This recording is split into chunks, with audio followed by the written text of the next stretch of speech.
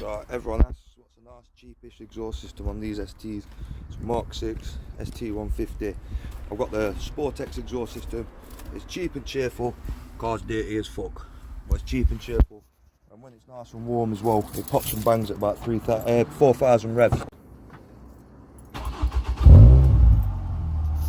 That's just a cold start. Like I say, when it's nice and warm, at 4,000 revs, it sounds the part.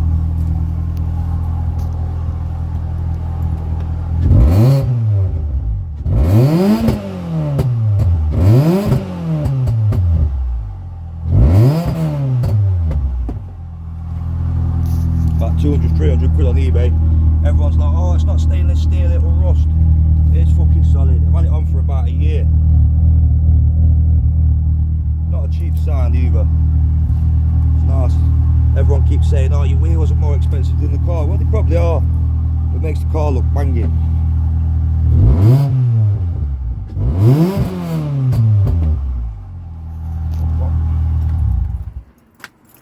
So yeah, if you want something cheap, you don't want to go like Militech or anything like that, Sportex, can't go wrong.